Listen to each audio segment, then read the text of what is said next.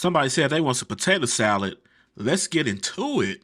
Let's start off by bringing our eggs to a boil. After our eggs come to a boil, we're going to turn off the heat, cover, and let sit for 15 minutes. After 15 minutes, remove the eggs from the pot and add to a bowl of ice cold water. While we're waiting on our eggs to cool off, we're going to cut up our peeled and washed russet potatoes. Next, we're going to add them to a pot, and we're going to cover them up with water and let them boil until they're fork tender. Next, let's dice up some celery, a yellow onion, some green onion, and 1 shallot.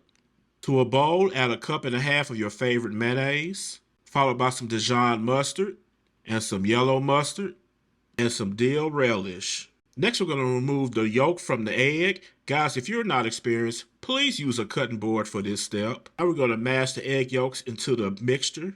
We're going to add in our diced vegetables. Next, we're going to add in our cooked potatoes. And now we're going to cut up our eggs into the mixture. Once again, if you're not experienced, please use a cutting board. We're going to add in some salt. We're going to add in some pepper and a touch of sugar. We're going to mix everything up, add it to a bowl, and get ready for the best potato salad you ever had.